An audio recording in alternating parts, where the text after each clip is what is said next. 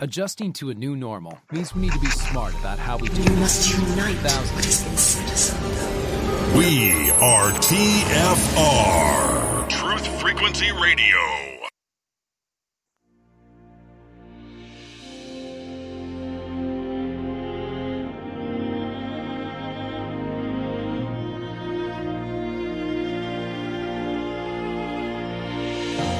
Welcome to Spirit's Journey, coming to you live on Truth Frequency Radio and simulcast on Oneness Talk Radio. Your hosts are Patrick and Kathryn Andries. Join us each week as we explore a wide range of metaphysical topics such as dreams, astrology, intuitive readings, and life purpose. You'll receive practical guidance so that you can live your most awesome life. Learn more about what we do at intuitiveschool.com and connect with us on Facebook at Spirit's Journey Radio. Welcome to Spirit's Journey. We are coming to you live on Truth Frequency Radio. We're also simulcast on Oneness Talk Radio. But did you know that you can also find us on iHeartRadio, TuneIn, TalkStream Live, among others? We're here in the Heartland, holding the energy for spiritual truth and awareness. I'm Patrick. And I'm Kathryn. Welcome, everyone. So we are really excited to have a fascinating guest today, Dr. Barbara Condron, who we have known for many, many years, have not spoken with her in 18 years. And I think the interesting time frame and the events of the world have brought us together again. So I want to tell you a little about her fascinating career. She is an author, teacher, and internationally known speaker. Barbara has interpreted over 35 people in over 36 countries. That in itself is amazing.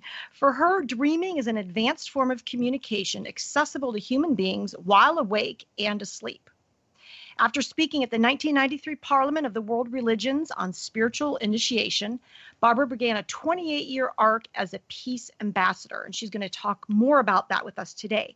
But more importantly, she is a mentor to counselors, consultants, and coaches. She's condensing about 45 years of mindfulness practice with concentration, meditation, and visualization into online and in-person programs. If you want to learn more about her programs, you can visit masterliving.org. So welcome, Barbara. Hi, Barbara. Thank you so much. Hi, Pat. It's so wonderful to hear your voice. And Kathryn, it's good to be with you. Thank you for having me. Yes. And again, I think it's the times and all the energies swirling that have brought us together again after about 18 years. And so Truly. I know, unbelievable. It's like we just talked to you yesterday. Exactly.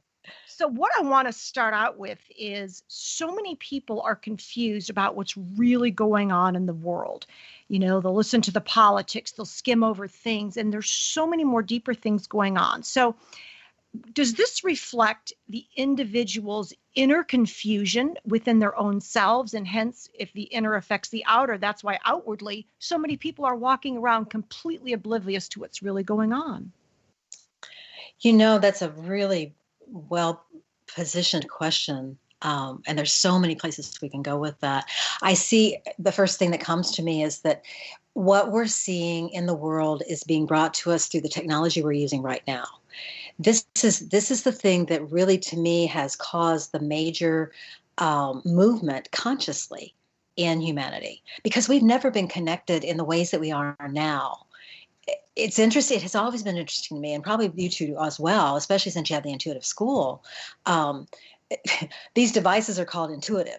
I have never found them to be intuitive myself, but then that's just because I've been working a different definition of that all my life, right? So, Right. and it's so, yeah, it is kind of funny for me. And yet I do understand that the technology that we're now seeing, and particularly it keeps accelerating. It keeps, as we know, it keeps exponentially increasing.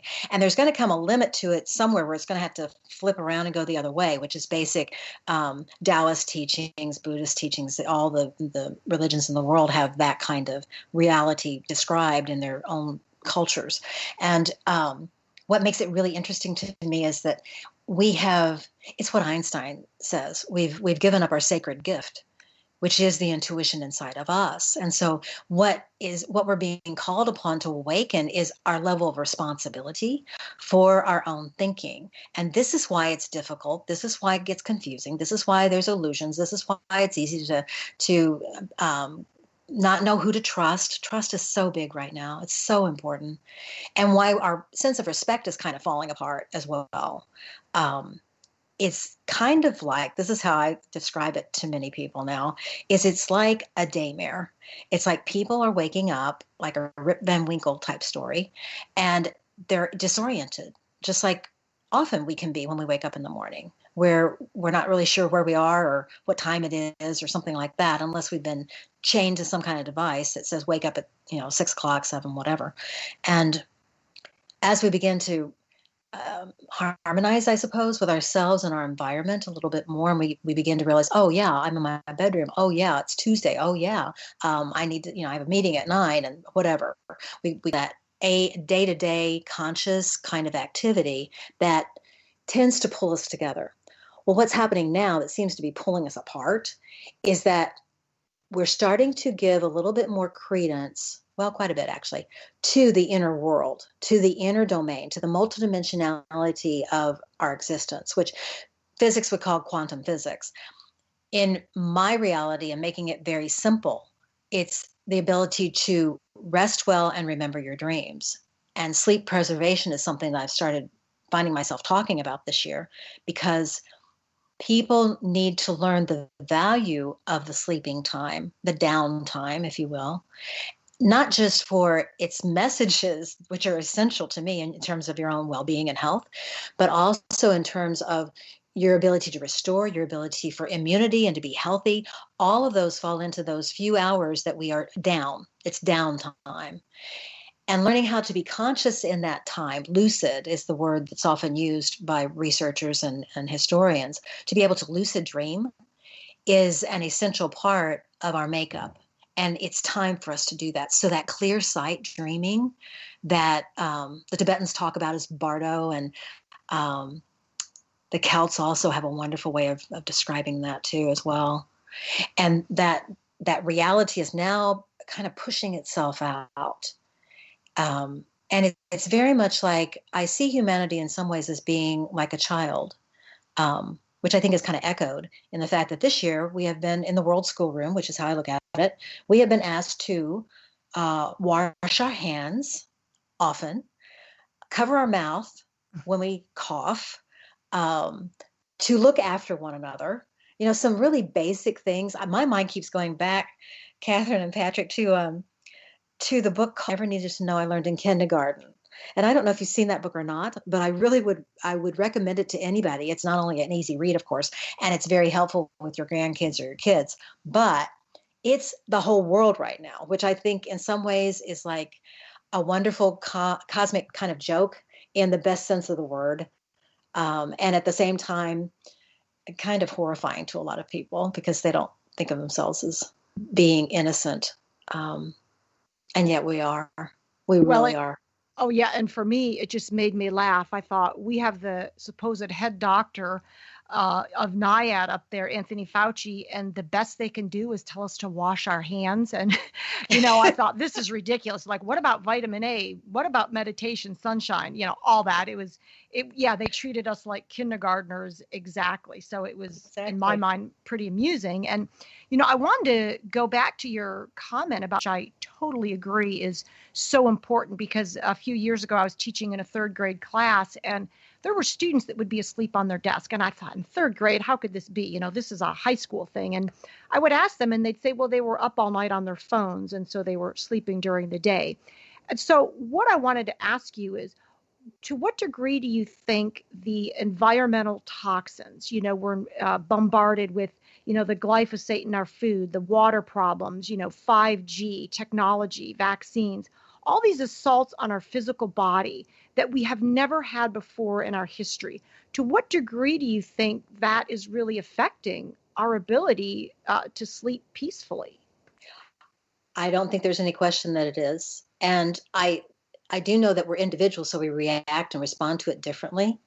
I think that in some cases, all of the, particularly with the electrical stimulation that comes from our devices and the radiant light that's there, which is fascinating to me in itself, because that's the new element. Up until now, in civilization, our reality, and the way we've been seeing it, everything's been reflected light. So it was the light that was reflected off of objects that enabled us to identify what they were.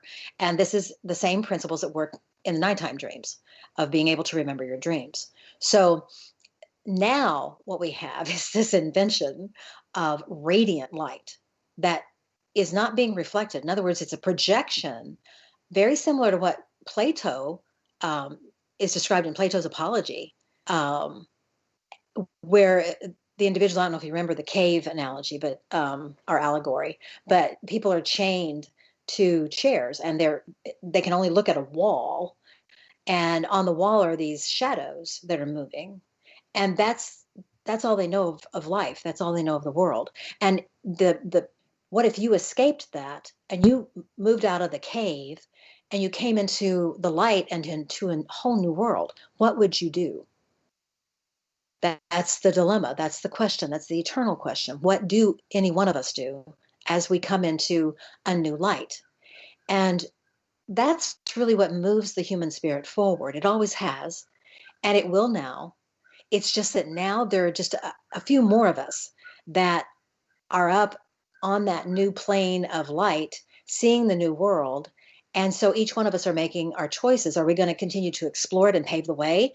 Or are we going to go back and free the other people? Or are we going to talk to them and get them to come with us? Or what's going to happen? That story is eternal.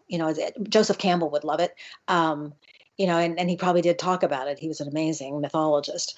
And it's exactly what we're living now. That's the value to me of memory and the stories that we carry forward through cultures and studying the ones that are in common.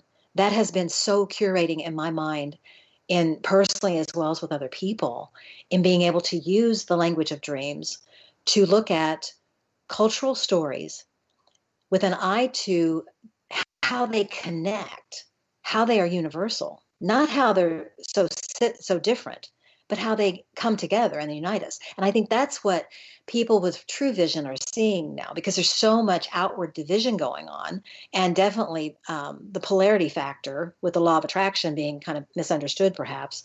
That's just kicking up big time. And it will keep moving.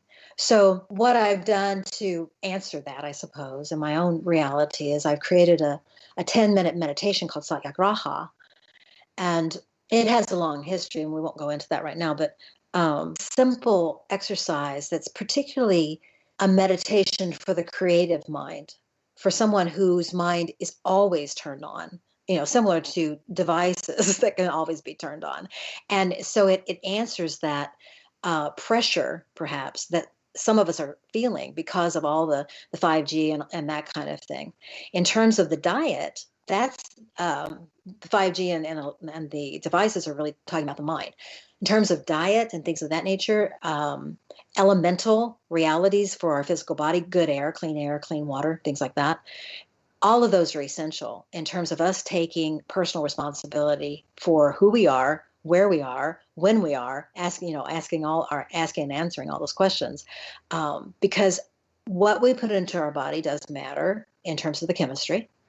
It does not rule, because there are people that one person can eat something, and sometimes some people should never have even touched it. The minute that they touched it, it became a chain on them. It became an addiction of high order, or an attachment, if you want to look at it in Eastern thought. With other people, they can drink, and it does not retard them in any way, mentally, emotionally, or physically. Their bodies can process it.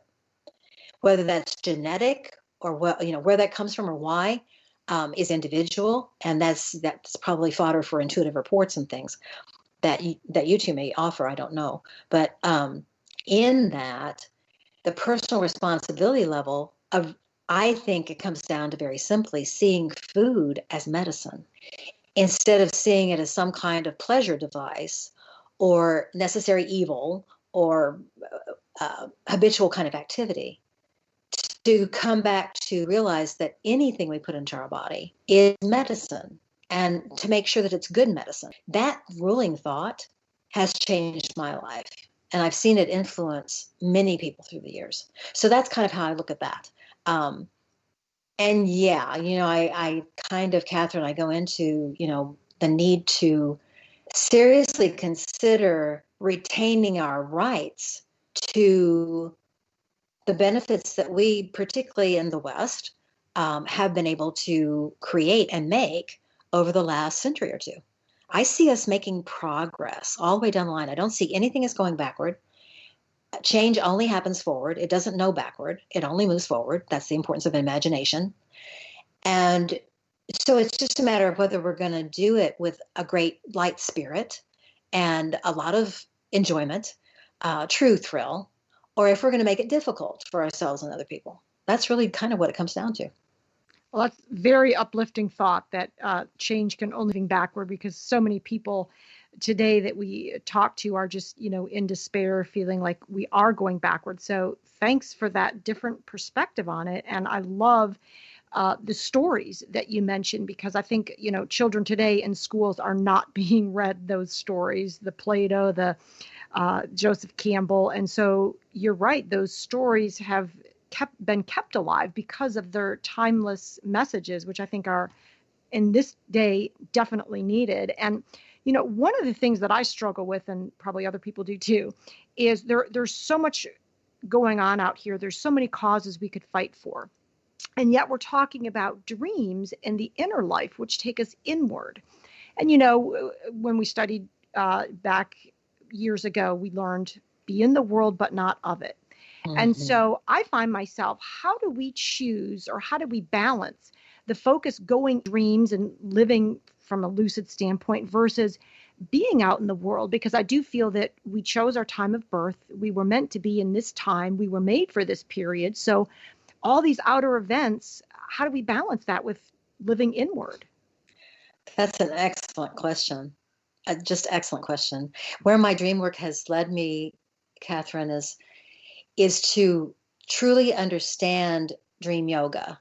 And what I mean by truly is not an absolute truth, other than the one that I can perceive that I am willing to live up to. And that's really what satyagraha is. Satya means truth. It's Sanskrit. It's a Sanskrit word meaning truth. And graha means grasping or holding on to. So the practice of satyagraha is to be able to receive that inner truth and hold on to it. And this is not opinion. This is one of the hurdles that initiations, I suppose, that some people will go through in the practice is the fine art of discriminating between what's your brain chatter and what is the mind creating. They're not the same. They're related. But one is of the body. The brain is of the body, and the mind is of itself. And so it's the continuity factor. It's the infinite being factor, as well as the ability to be intuitive and to cognize or reason. And coordinating those factors and training them is what really makes for the quantum leaps that we can make individually. So turning inward to the process, returning back to the source, is essential in that process. And I think you would probably agree with this from what you said, that each of us have, I think, a particular message that we are here to deliver. I don't think that it's necessarily a set do. I don't think that that's how it works. I think everything is always moving, from everything I can tell, and everything that science tells us as well. Everything's constantly in motion. Tesla did it very well. He said everything's energy, everything is frequency, and everything is vibration. So it's those three things, because those three are the secrets of the universe. And Einstein agreed with that. I mean, there's a lot of people that come from different directions and say those same things. So the way that you get familiar with yourself as a vibration, yourself in the frequency of the energies that you use on a daily basis, that's how you know yourself. How you know yourself then becomes how you express with other people, what you have to give and how you can receive. So it's kind of like the physical hygiene for most people is to wake up in the morning and do toiletries of some sort. So you take care of your bodily needs, even to brushing your teeth, washing your face, things of that nature. That's good, basic physical hygiene. You also feed your body good food, hopefully. So that's all taking care of the body. I ask people, what are you doing for the mind in the morning? And I encourage them, the first thing, that when they begin to wake up, to become very familiar with that stage of twilight or theta waves, brain waves, when you're moving in gently instead of just slam, you're up. And whatever was happening inside is gone. So I talk about it, the inner world. I talk about the sleeping world because that's where most people's connection with it is, as a romance, that it is your time with the beloved, and to begin to curate it that way, because that then brings forth from within you the realization of what it really means to love yourself. And that's way far away from the narcissism kind of thought and all that stuff that people can get caught up in the outer waking mind. So when you give at least some attention to the inner love, the soulmate, if you want to call it that, but you give some inner real attention to you, both going into sleep and coming out of it, then you end up creating what I call twilight. We have daydreams, night dreams, and then we have twilight dreaming. The twilight dreaming is like an introductory period going into the lucid dreaming, because it's the time where you can capture a dream from the inner mind. And it's also the part on the other side where you're creating dreams in the day that you want to give to the inner mind to help fulfill.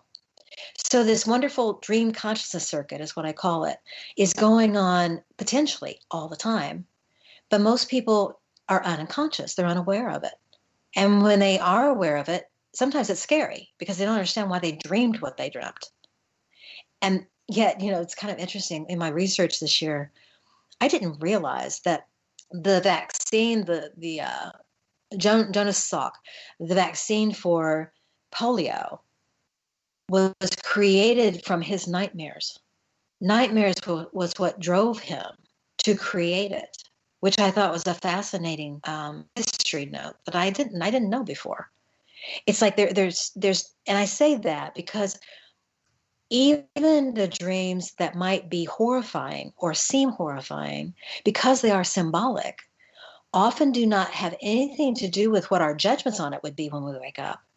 There's a clear sight there that we want to develop in stillness and in the ability to rest our mind in the dream state that enables us then to see what the dream means, what it means to us, what it's helping us to move toward, because all dreams will be curative. They will either cure us mentally, emotionally, and or physically. And some dreams are even spiritually connected. And those dreams kind of go big. I started having a series of dreams in 2012 that I call dreams of heaven. And I never had a series of dreams, number one. So that was new to me after, however many, 30 years, whatever, of dream work. And so it's fascinating. And I knew that I needed to keep my mind very still and just record them and interpret them personally. I also knew that they had, because of the nature and how they unfolded, they had this dynamic to them that was very rich in terms of other people being able to benefit from them.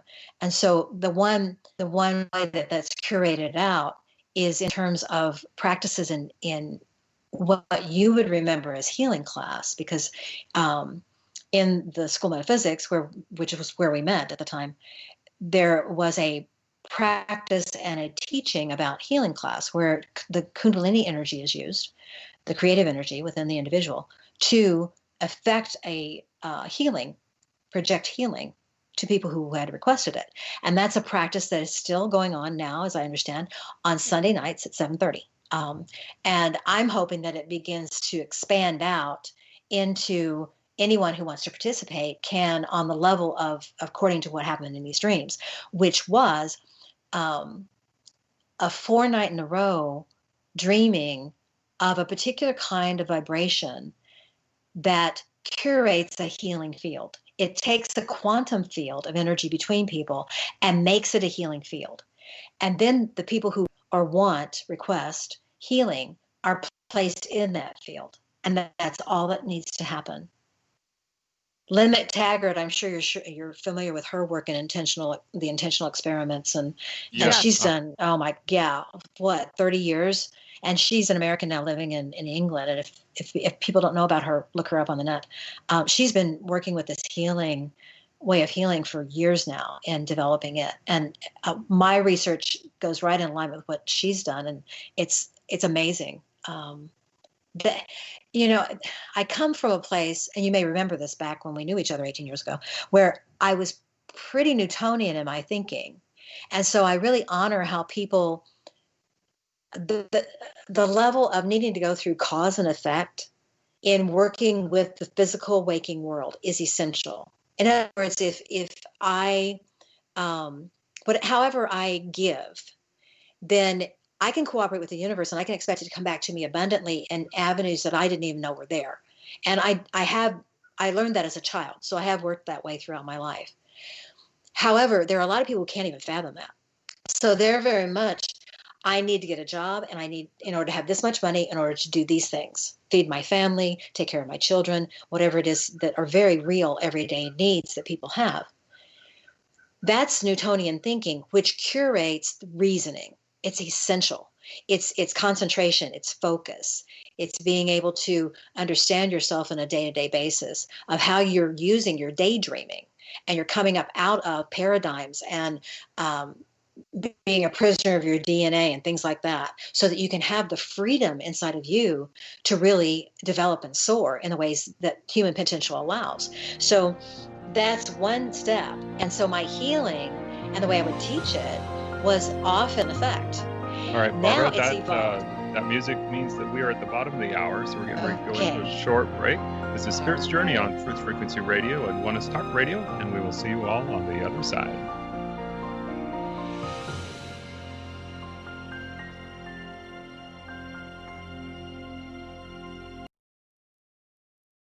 No hate, no hype, no fear. We are TFR Frequency Radio.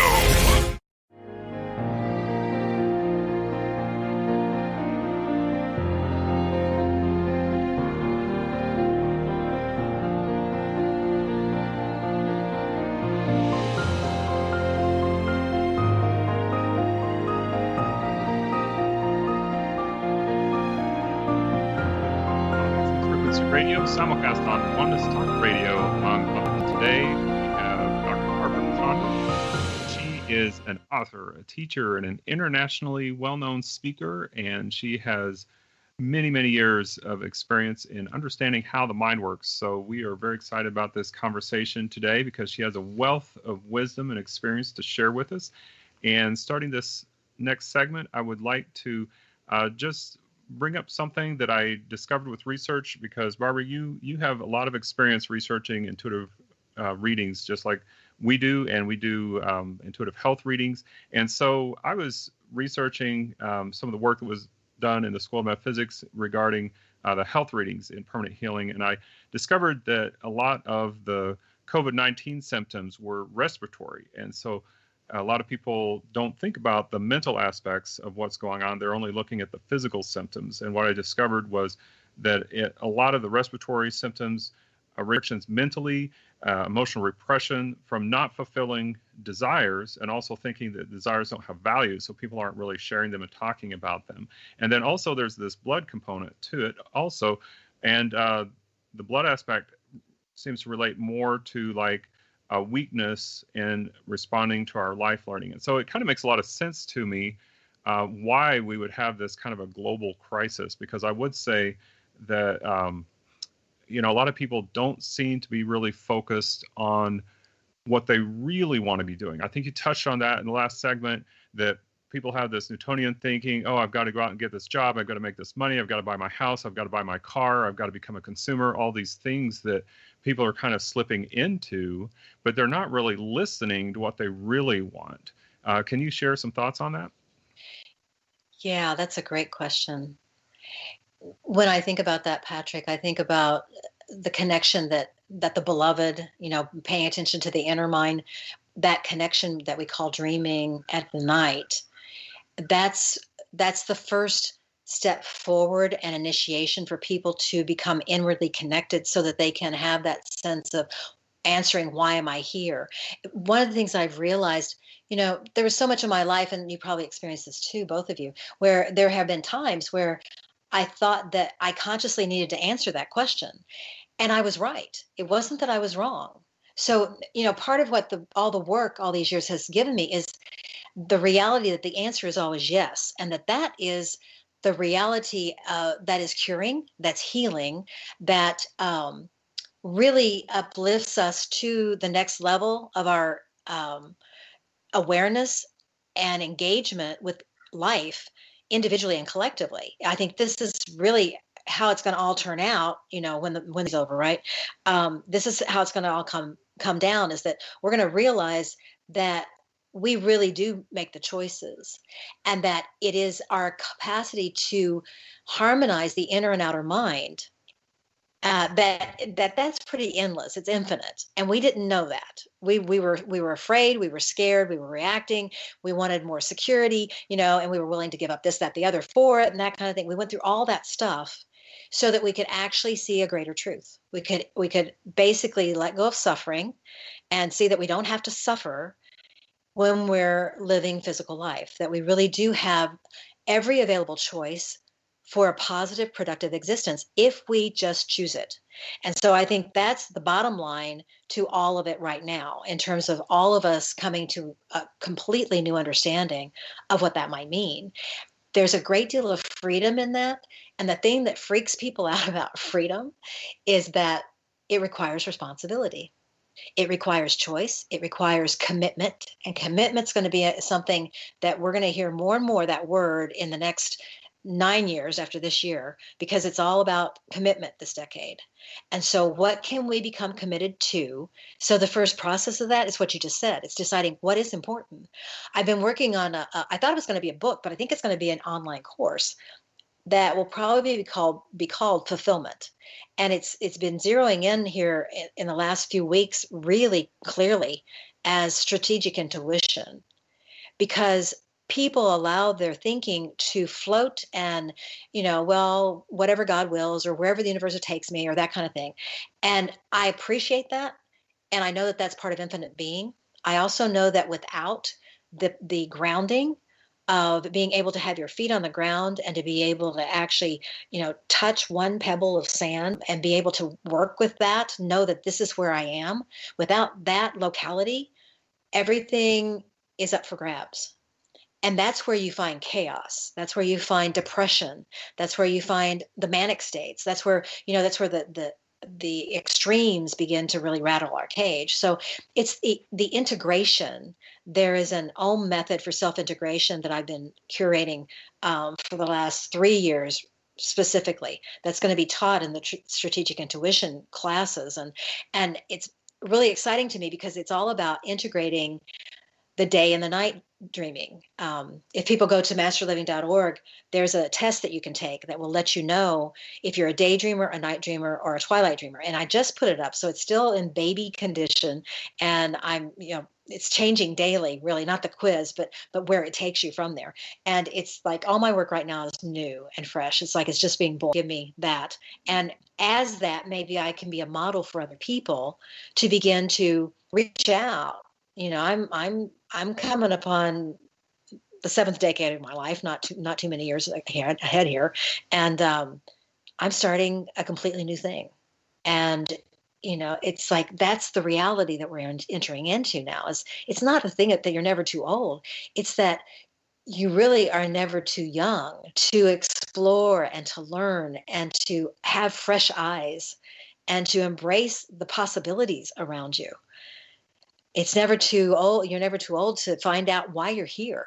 One of the things that I'm doing right now is called Sift Art. And I was talking to a lady in Boston who she asked me to be part of an art auction there for mental health, which I love that, because the Sift Art is curating of mental and emotional and physical health. I used it with myself when I was in the States with my dad with lead by dementia, and also used it with him. I've used it with people of different ages, autistic people. It's amazing what this practice does. And I've turned it into an artistry that can be part of self-integration. And so sometimes I think of myself as, well, Grandma Moses didn't start painting until she was like in her 90s, I think. And, and that's several years ahead of me yet. So I figure, okay, if she can do that, I figure I'm kind of a cross between Annie Besant, if people are familiar with her and Theosophical Society, and Grandma Moses. with what I'm doing on one level. It's kind of fun, you know. And it's so refreshing because a lot of people, of course, at age 65, they feel like they're retiring. And that's why it's so refreshing to have on metaphysicians, because they're always coming up with something new, reinventing, creating something. And it's very uplifting, even in these times.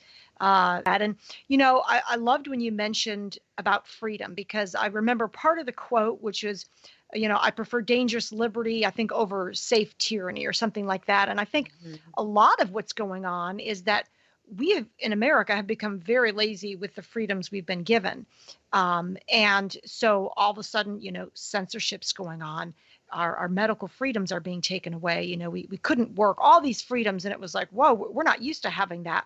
And so I think, and I was curious what you think, we do have the free will, which has been given to us. It's one of the greatest things. And yet I find so many people don't want it. They want somebody else to make their choices. They want the government to support them so that, the government chooses their healthcare and all those things. And to me, that's just simply crazy. I would want my freedom over anything.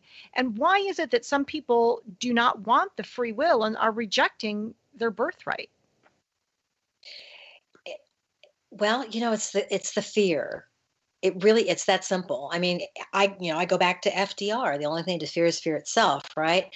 And so we can look at that physically in terms of health, and we can look at what I call instinct. And I see this as part of the strategic intuition, where instinct functions in the 3 lower chakras. If you want to talk about it that way, we can talk about it that way. We can also just talk about it in terms of the 3 brains in the gut and how they operate. And what I'm really working with right now kind of is parallel with Joe Dispenza's work, and also Bruce Lipton's, and the triumvirate. And the way that those gentlemen are coming at the same point from different directions. And it's fascinating to me, in my mind, then receiving it, to realize that, okay, you got 3 brains in the gut. You've also have 3 physical brain in the body, in the head. And there's a coordination that needs to happen between those 2 that right now is on the table for everybody to eat. Everybody who's a human being can eat. At least everybody who's tied into technology, which is about 2.6 billion of us, which is at least a third of the species. So we're able to actually have at this banquet this information that perhaps we can do, perhaps there's a point or a reason for fight, flight, and freeze. Those are the 3 that are tied to the gut. And those are instinctual reactions that enable us to continue to have existence, so that then we can enjoy free will. Free will operates more in the 3 parts of the brain, in the cerebrum, the cerebellum, and the cerebral cortex. And so those 3 parts of the brain are corresponding to the 3 brains in the gut. And as we get those coordinated in with the heart, then we have a whole system that the Taoists have been studying for centuries, for millennia. I mean, they've been working this same thing for a long time. America is new. Yes, there are Native Americans that were here longer than some of the Europeans that came in. And yes, I agree with you totally, Kathryn. I've thought about that too, of how kind of fat and lazy a lot of us have become. But what I've seen, because I kept teaching for so many years, and new people would come in, and people who were immigrants, not even first generation Americans, but immigrants, would take the classes. And you may have seen this too in what you're teaching. And they don't look at America the same way as me, who's like maybe a 4th generation American. And I also have Native American in me too. It's like we're melting pots, we're mongrels, and that's a good thing. But it's the new people who've come in because they really wanted what America represents, the ideal. This is the ideal, I think, for every human being, is what we're talking about here. And I know it's what you talk about every week with your guests. It's this ability to really embrace our full potential, our full divinity as well as our full humanity. And to have the freedom and creative space to do that, and to learn to do it with other people so that we don't harm other people unintentionally, and that we really do raise and lift our vibration in the way that David Hawkins talks about it in Power versus Force. This is the amazing part of life to me. And so why do people not want to, why are people so willing to give up their freedoms? I watched this after 2001. And, when the Twin Towers came down, that decade was all about self-respect. And it was about a lot of us, all of us, throwing our freedoms away because we wanted security. We wanted a physical security. This is not a time for physical security. That doesn't mean that we get complacent or we get lazy or we get undisciplined. We need to be more of those things. We need to be more industrious, more disciplined than we ever have been, and change the way we look at it. Or we will lose more of the freedoms that we have. And so I've talked to many people who came here from communist countries, and they're pretty abhorred by what they see happening around them, because that's not why they came to America. That's why they left the country that they were born in. And so, there's this interesting kind of deepening of thought that can happen now, a ripening of it, similar to how you would wait for a fruit to become ripe before you would eat it. And people who are trying to eat right now are eating unripened food. And so it's turning their stomach. It's making them sick.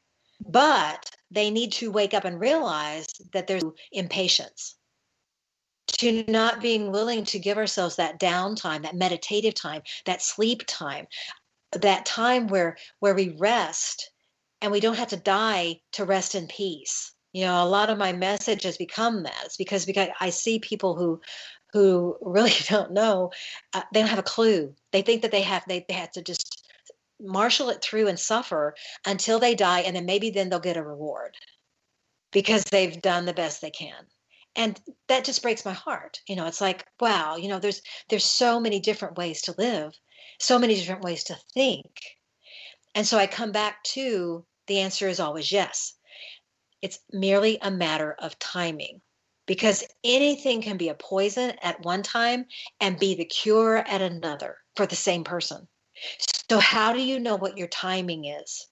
The way you know what your timing is to know what your experiences are that you're choosing, the understanding that you're gaining from them, and the wisdom that you're willing to pass on to other people. And this can be your own children, your grandchildren, your neighbor. It can be in formal classes. It can be in large venues, and they still do exist even today. And that's kind of how I see the whole world. It's like, it is our choices, but people are afraid of choice until they come away from those lower instinctual energies that say, I can't exist. And I think that this is really behind the truth, the more universal truth of Black Lives Matter. Because if Black Lives matter, then all life matters. Every part of life matters. And how I define life is that the answer is always yes. It's that which is life affirming.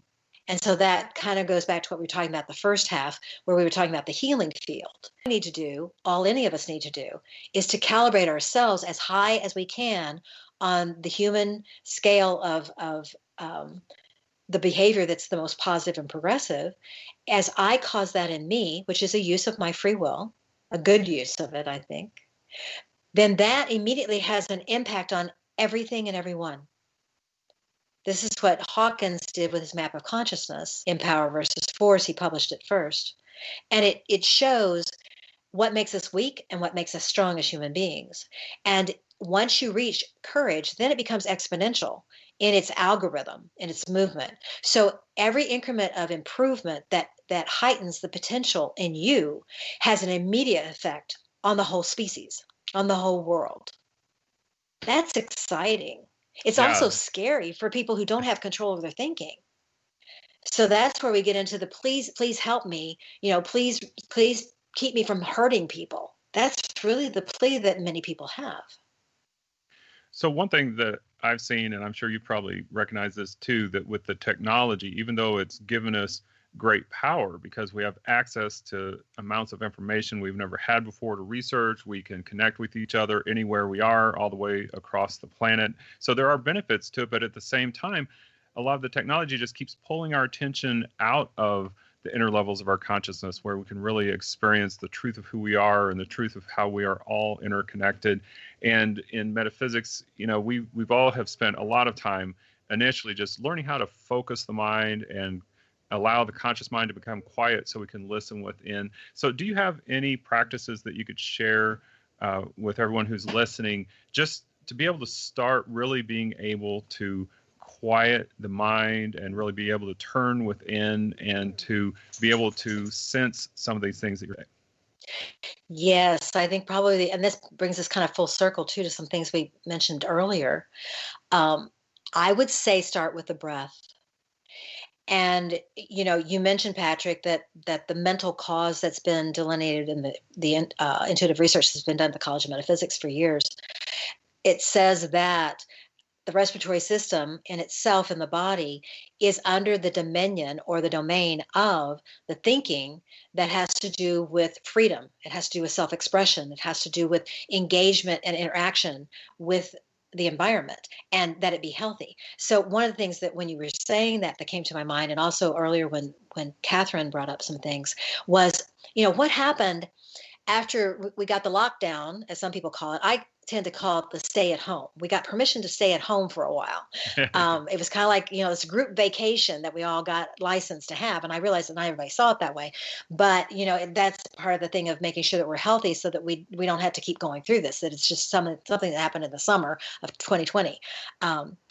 It was interesting because then when it moved to the conflicts with race and some of the imagery that I saw, because at that point I do a forum every Tuesday morning at 8:00 online. It's called DreamSync.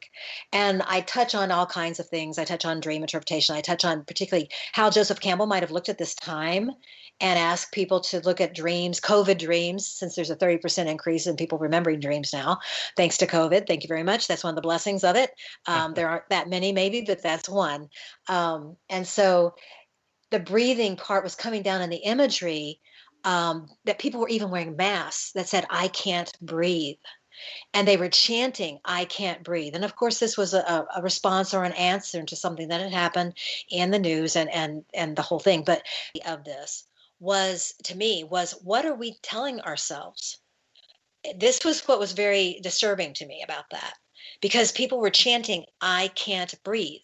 I can't breathe." They were wearing as part of their face something that said, "I can't breathe." So to me, that was a very clear sign when you interpret it with intuition as well as reasoning. You can see that what humanity, particularly in the United States, what we're wanting is those freedoms we've been talking about this whole hour.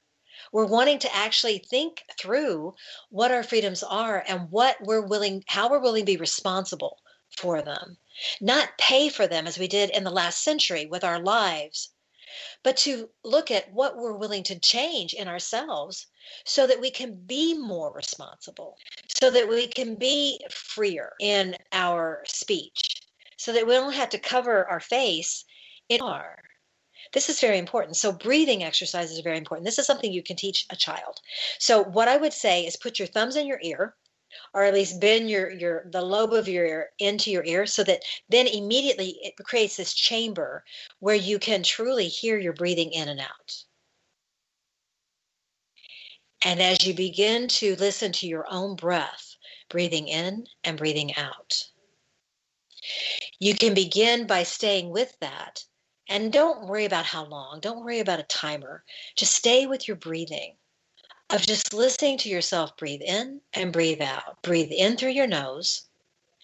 And if you can, breathe out through your nose. If not, then breathe through your mouth is fine. But always inhale through your nose, because your nose exists for a reason.